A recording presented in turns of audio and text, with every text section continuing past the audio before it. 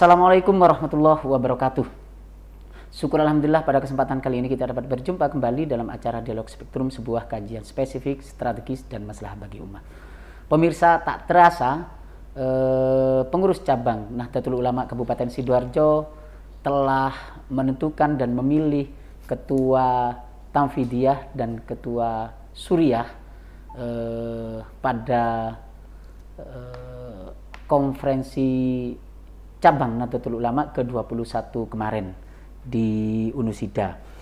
Kali ini secara pribadi dan atas nama kru Spektrum Channel 9 mengucapkan selamat atas terpilihnya Romo Yai Abdussalam Mujib sebagai ketua Suriah atau Rois Suriah dan Kiai Haji Zainal Abidin MPDI sebagai ketua Dewan Tamfid PCNU Kabupaten Sidoarjo. Selamat Kiai. Matur suwun. Ada yang mau disampaikan karena terlalu banyak ucapan selamat kepada Yai. Ini belum pelantikan sudah banyak yang setelah itu dikukuhkan kepada masyarakat Sidoarjo yang tentu memiliki banyak harapan. Terima kasih kepada seluruh masyarakat, seluruh warga NU, seluruh pengurus yang kemarin berkesempatan memilih saya. Terpilihnya saya bukan berarti saya yang terbaik di antara kader di Kabupaten Sidoarjo. Terpilihnya saya hanya karena ini amanah dijatuhkan kepada saya oleh Allah Subhanahu wa Ta'ala. Sehingga ada keyakinan yang kuat, banyak kader-kader yang istimewa, kader-kader yang luar biasa. Sehingga nanti ke depan saya akan terus belajar kepada para senior, belajar berdiskusi kepada para senior, pada kader-kader yang luar biasa itu, agar seluruh program yang itu hasil konferensi kemarin akan bisa terlaksana dengan baik. Baik, sebetulnya pada diskusi kita kali ini kita akan mengulas sedikit tentang suasana konferensi, bukan persoalan suksesi politiknya atau suksesi pemilihannya, tapi pada persoalan dinamika kajian terkait rekomendasi dan rencana strategis NU ke depan. Kita sebelum ke sana, ini beberapa hasil konferensi kemarin itu ada yang memang khusus di daerah Kabupaten Sidoarjo untuk internal PC dan untuk NU secara global yang akan dibawa ke muktamar atau bagaimana? Ya, jadi di rekomendasi itu memang pembahasannya cukup alot. Karena memang seperti yang saya katakan tadi, kader-kader kita itu memang luar biasa, sehingga kemampuan untuk mengeksplorasi gagasan pikiran itu tercurah pada forum rekomendasi itu. Sehingga ketika pembahasan di rekomendasi cukup alot, cukup panjang, perdebatannya juga cukup dinamis. Ada beberapa rekomendasi yang itu menjadi PR bagi PCNU Sidoarjo dan mungkin direkomendasikan kepada pemerintah Kabupaten Sidoarjo dan sekaligus PBNU. Beberapa hal yang itu menjadi PR langsung bagi kami dan tim kami nanti, antara lain adalah persoalan pendidikan. Mau tidak mau Sidoarjo ini adalah penyangga Surabaya. Sehingga tantangan pendidikan itu lebih berat bila dibandingkan dengan wilayah-wilayah di luar Sidoarjo. Sehingga rekomendasi yang terbaca adalah PCNU harus membuat lembaga-lembaga pendidikan atau menyiapkan lembaga-lembaga pendidikan yang itu bisa menampung minat calon murid atau minat calon wali murid untuk menyekolahkan di lembaga pendidikan kita. Kecenderungan wali murid mereka yang punya kemampuan material cukup atau kelas menengah ke atas seringkali mencari sekolah-sekolah yang memang bertipe bayar mahal. Akhirnya lari ke Surabaya. Nah, kita di Sidoarjo nanti akan membuat lembaga-lembaga pendidikan baik level madrasah ibtidaiyah sampai madrasah aliyah yang itu bagian menyiapkan lembaga pendidikan untuk para calon konsumen pendidikan. Para calon konsumen pendidikan ketika membutuhkan lembaga pendidikan yang dalam tanda kutip bonafit gitu ya, kelas menengah ke atas, tidak harus pergi ke Surabaya, tidak harus pergi ke Malang, tapi cukup di Sidoarjo karena di Sidoarjo kita sudah menyiapkan lembaga pendidikan yang diinginkan oleh masyarakat kita. Ya. Karena kalau kita bicara tentang pendidikan yang bagus, yang dianggap misalnya sangat baik, misalnya selevel dengan lembaga pendidikan yang bertaraf internasional, khusus di keluarga besar Nahdlatul Ulama masih ada Min Bujang dan Kh. Mukmin saja ya, yang masuk. Baru ada lagi satu.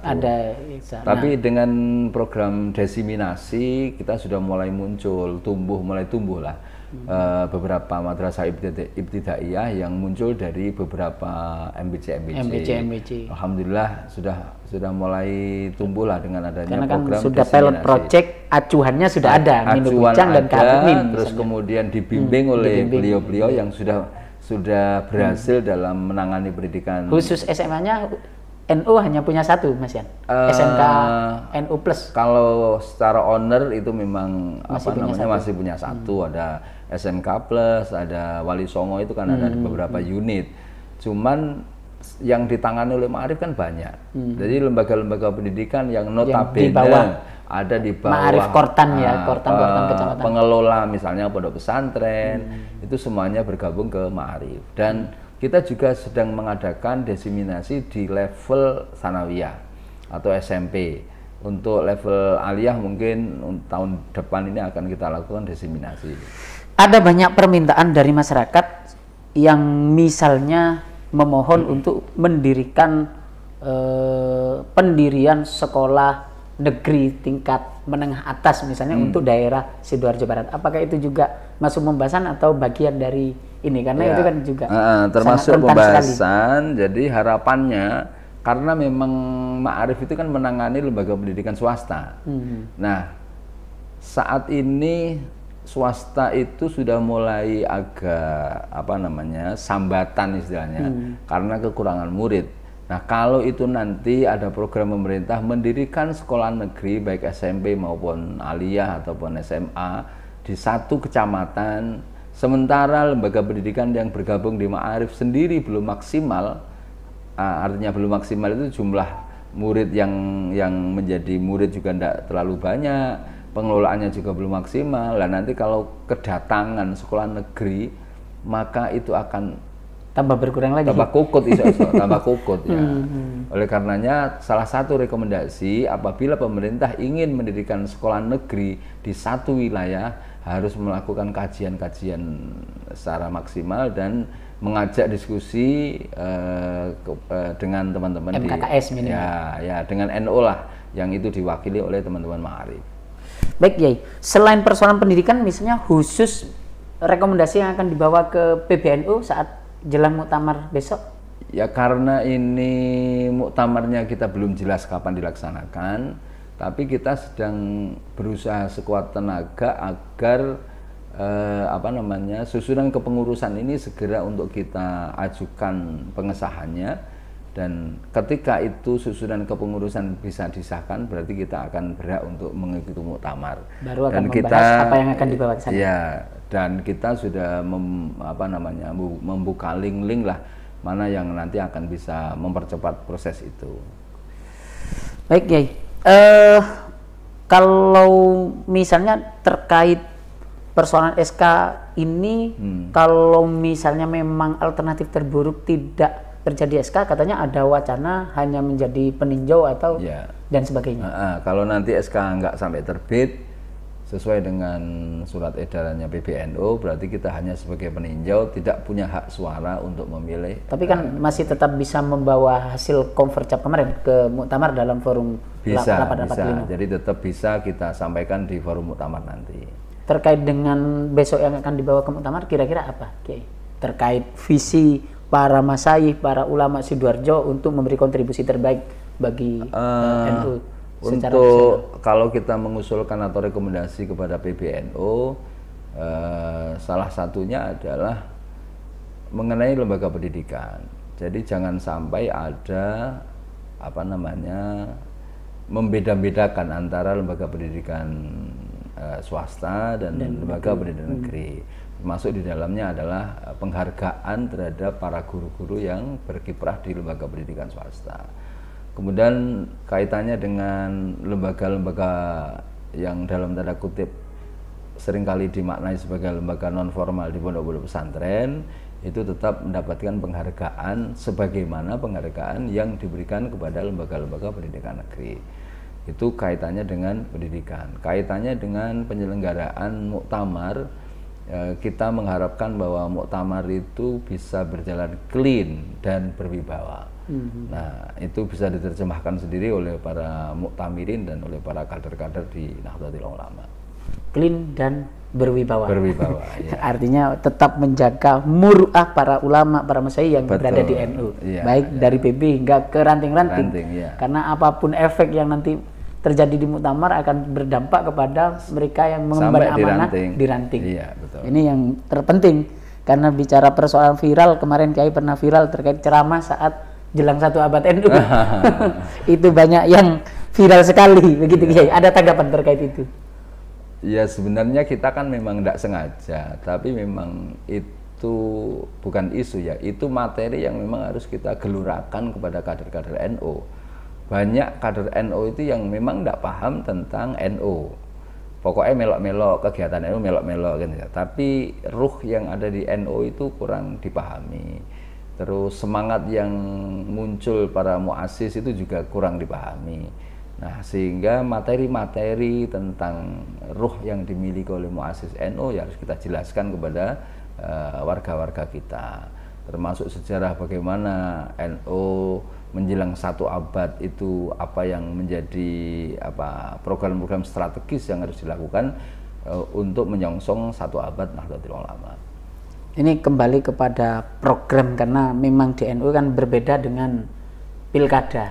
Sebelum pencalonan, sebelum suksesi pemilihan kan ada paparan visi misi. Kalau di NU tidak ada. Ini akhirnya pasca terpilih baru kita harus bertanya. Sebetulnya kalau kita masyarakat bisa diberi sedikit bocoran lah istilahnya untuk visi utama di luar persoalan hasil rekomendasi Convercap ketika Abah Zainal misalnya setelah dilantik itu apa saja kira-kira yang akan menjadi program prioritas? Program yang digariskan dalam konferensi itu menjadi rujukan dasar dalam mengembangkan organisasi ini. Jadi di konferensi itu ada komisi program yang di dalamnya memang menggagas tentang program PCNU 5 tahun ke depan. Nah, secara garis besar itu kalau kita baca program kemarin itu ada 3 hal. Yang pertama, kita tidak bisa lepas dari jejak NU, misalnya dari Nahdlatul Wathon. Nahdlatul Wathon yang merupakan awal sejarah cikal bakal berdirinya NU. Artinya NU berdiri itu tidak hanya sekedar mengemban amanat untuk mengembangkan dan menghidupkan ajaran Ahlussunnah wal Jamaah, tapi juga ada amanat penting, yaitu ikut berpartisipasi menjaga negara kesatuan Republik Indonesia. Sehingga apapun program yang ada di NU tidak bisa lepas, harus bersinggungan dengan program-program pemerintah. Sehingga di PCNU nanti kita akan membuat formula yang itu kita cipta, kita diskusikan dengan pemerintah daerah, dengan bupati dan wakil bupati. Kita mencari formula yang bagus hubungan antara pemerintah dengan PCNU, karena ini momentum ya, sekali lagi momentum untuk PCNU Sidoarjo. Bupatinya orang NU, wakil bupatinya orang NU, ketua DPR-nya orang NU. Lah, momentum ini harus kita create agar nanti kita menemukan formula bagaimana kerjasama antara PCNU dan pemerintah daerah. PCNU terlibat dalam proses dan percepatan pembangunan di kabupaten, dan pemerintah daerah juga akan memberikan support, dorongan dan lain sebagainya kepada PCNU, kepada pemerintah daerah, sehingga dua-duanya bisa berjalan dengan baik, sebagaimana isyarah yang diberikan oleh Mbah Khalil kepada Mbah Hashim berupa tongkat dan tasbih itu. Sehingga apapun program yang itu kita canangkan akan kita coba bersinergi dengan program-program dari pemerintah. Kita ikut mempercepat pembangunan pemerintah, pemerintah terkawal oleh Nahdlatul Ulama, sehingga program-programnya juga tidak membabi buta, tapi selalu diilhami oleh nilai-nilai agama sebagaimana yang dianut oleh masyarakat sejahtera. Baik, terkait kepada tema besar konferensi cabang Nahdlatul Ulama yang ke-21 kemarin, kemandirian umat, Kiai. Ya, perspektif Kiai Zainal terkait kemandirian umat, apa program-program yang akan diberikan nanti ke kemandirian umat sudah kita lakukan testimoni ya.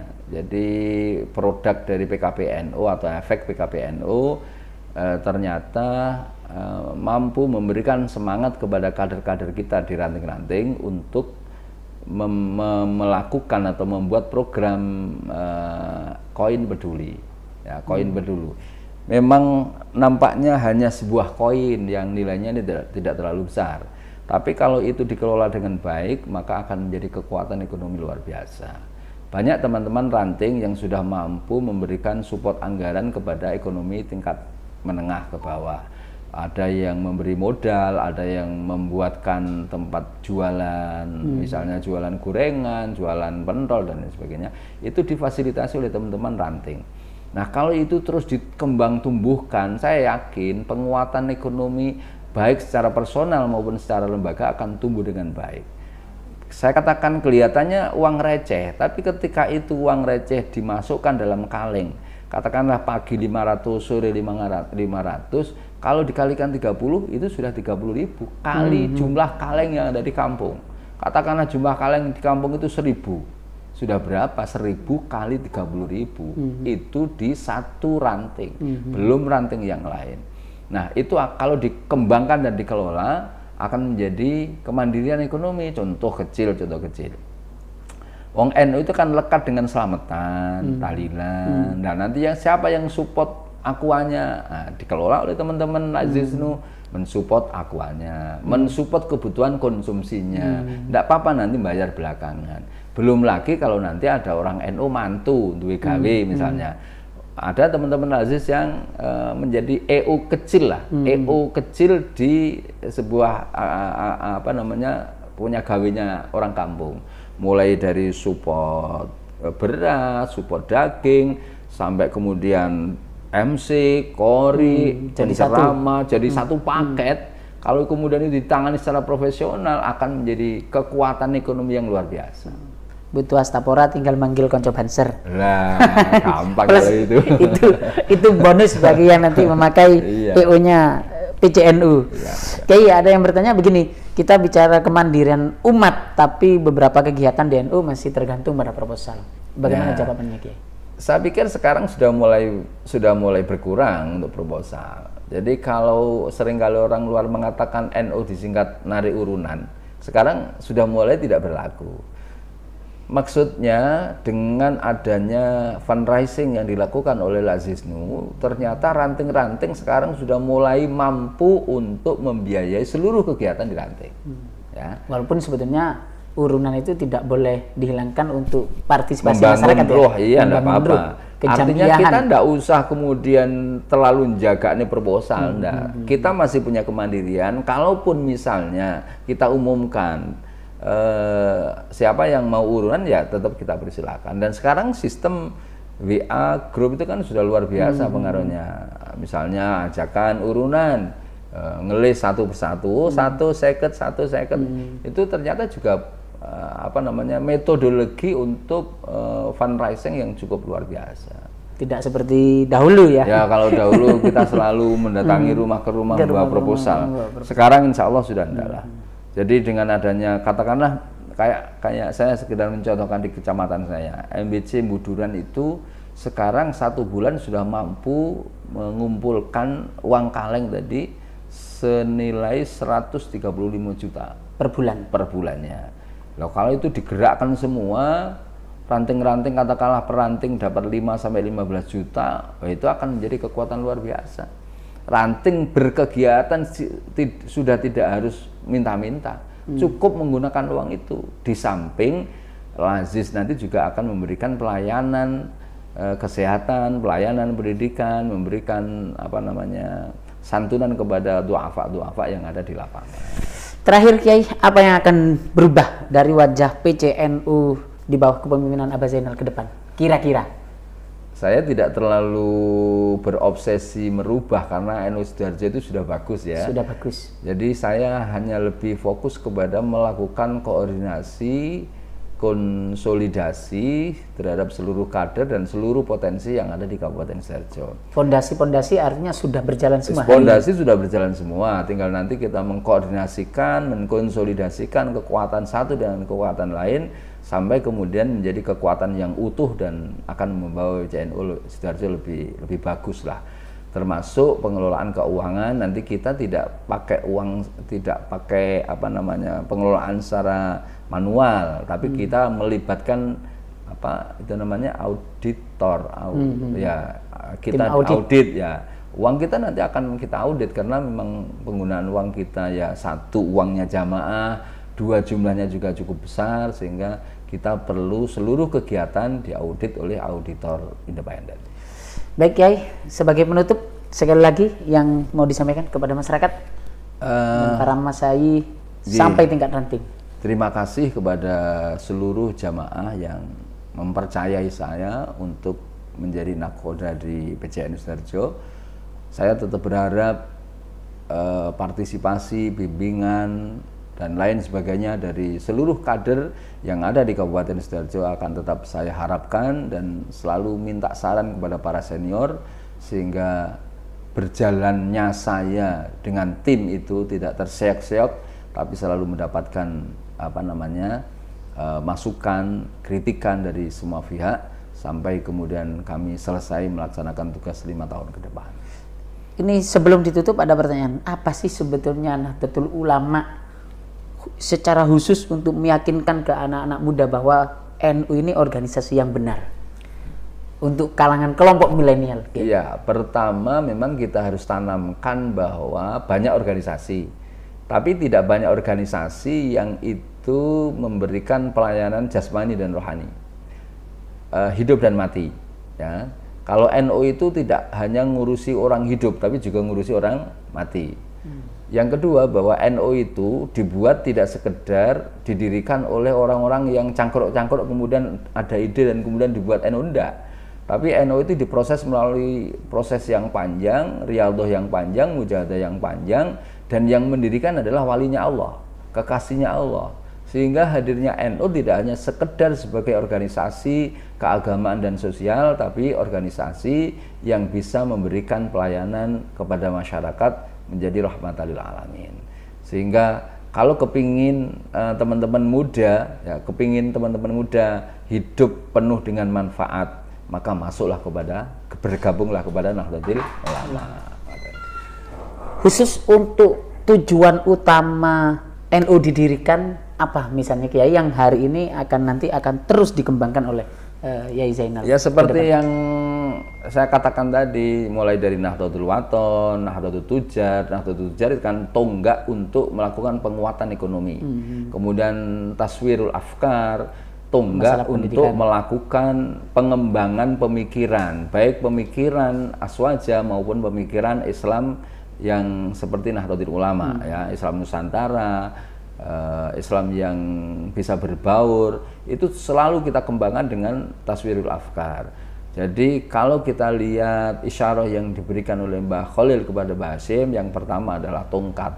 Tongkat itu ibaratnya komando. Komando itu ibaratnya kebijakan. Kebijakan itu yang mengambil adalah pemerintah. Pemerintah adalah NKRI.